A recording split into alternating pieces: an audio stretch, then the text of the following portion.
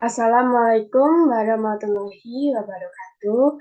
Selamat malam dan salam sejahtera untuk kita semua.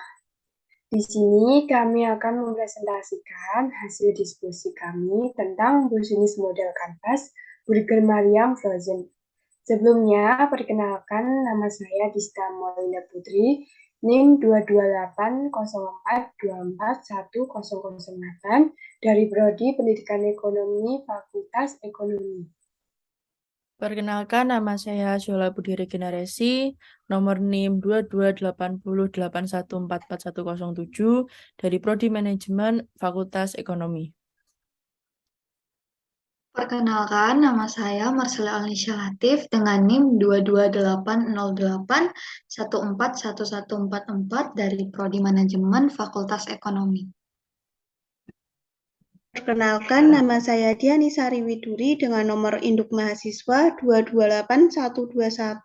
2281221414041 dari Prodi Akuntansi Fakultas Ekonomi. Produk yang kami buat ini adalah Burger Mariam Frozen. Alasannya karena orang-orang tahu roti Mariam hanya itu-itu saja dan tidak ada variasinya. Selain itu, karena ingin memodifikasi roti Mariam menjadi sebuah burger supaya dapat dikenal banyak orang. Ada banyak poin yang ada di bisnis model kanvas ini. Yang pertama adalah key partner. Key partner adalah pihak eksternal yang bekerja sama dengan kita.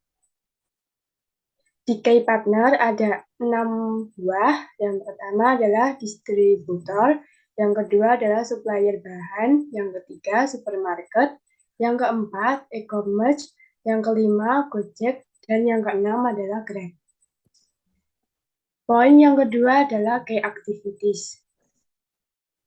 Key activities adalah segala aktivitas yang dilakukan dalam bisnis mulai dari awal hingga akhir bisnis. Key activities ini ada 5 tahap, yaitu planning.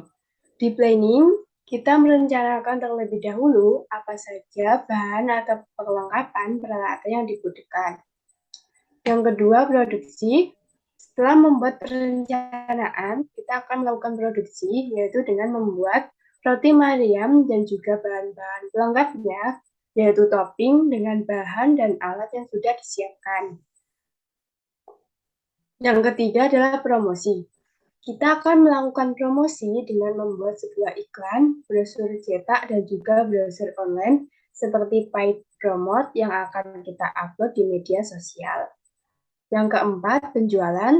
Di penjualan ini, kita akan melakukan penjualan dengan langsung maupun tidak langsung atau secara online yang dapat diakses melalui aplikasi, contohnya GoFood, GrabFood, dan juga ShopeeFood.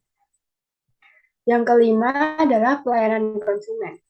Pelayanan yang akan kami berikan kepada konsumen dijamin membuat para konsumen puas dan tidak ada yang komplain sebab bisnis kita menggunakan bahan-bahan yang berkualitas baik dan untuk tempat penjualannya dijamin higienis dan juga nyaman.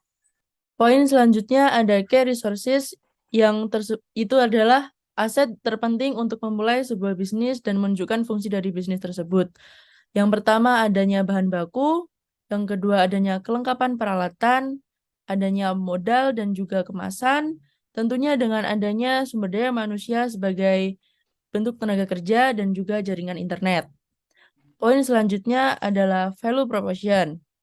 Value proposition merupakan sebuah nilai yang akan diberikan dari perusahaan kepada pembeli. Yang pertama ada menggunakan bahan baku berkualitas baik dan juga masih fresh. Yang kedua, kebersihan dalam produk yang selalu terjamin. Ketiga, tanpa bahan pengawet. Keempat, varian rasa yang beragam, adanya varian rasa asin dan juga manis. Kelima, adanya harga yang terjangkau dan memberikan pelayanan yang baik. Yang terakhir ada cocok untuk semua kalangan.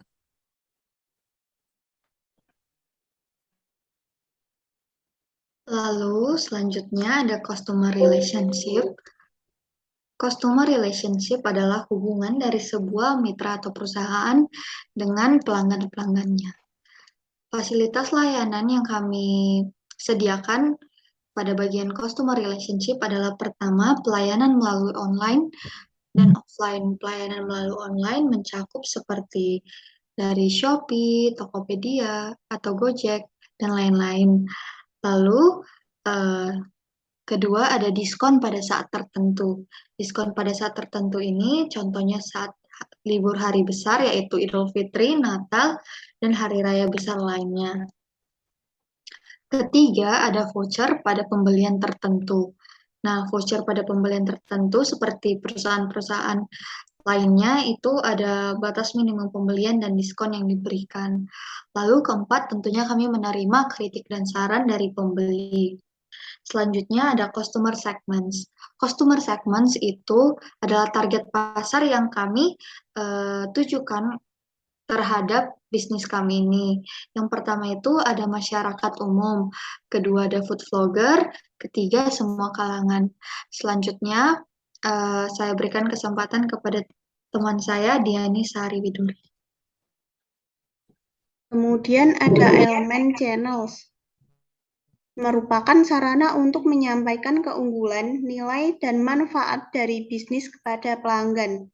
Di sini kita memanfaatkan media sosial seperti Instagram dan WhatsApp. Kemudian ada aplikasi e-commerce seperti Gojek, Grab, dan Shopee Food. Selain itu, kita juga mengendorse seseorang influencer yang mempunyai banyak followers, sehingga mempunyai peluang produk untuk dilirik masyarakat akan semakin banyak. Kemudian yaitu elemen cost struktur, yaitu biaya yang dikeluarkan untuk memproduksi, membentuk, dan memasarkan bisnis. Cost struktur terbagi menjadi 3 bagian. Yang pertama yaitu fixed asset. Yang pertama yaitu fixed cost. Merupakan biaya tetap yang dikeluarkan perusahaan dalam mengelola bisnisnya. Fixed cost terdiri dari biaya peralatan yang dikeluarkan saat memproduksi produk, biaya sewa yang dikeluarkan untuk menyewa tempat baik saat pembuatan maupun pemasaran produk. Kemudian ada biaya gaji karyawan yang nominalnya sama setiap bulannya. Kemudian yang kedua ada variable cost, yaitu biaya yang besarnya tergantung pada tingkat produksi karena disesuaikan dengan kondisi perusahaan tentunya.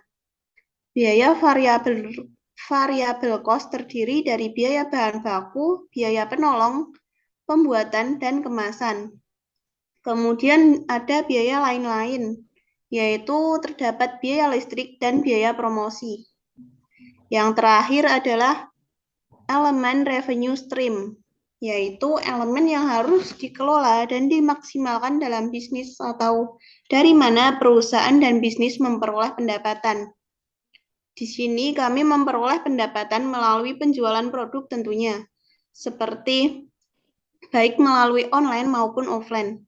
Kemudian terdapat pendapatan yang didapatkan dari promosi dan partnership media sosial.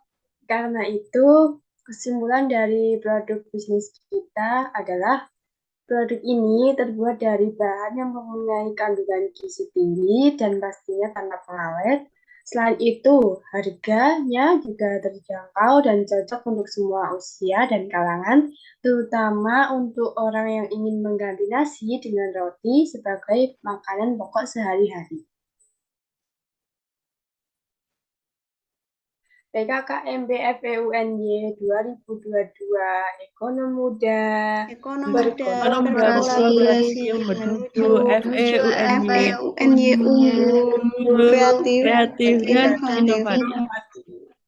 Sekian dari presentasi kami, kurang lebihnya mohon maaf. Wassalamualaikum warahmatullahi wabarakatuh.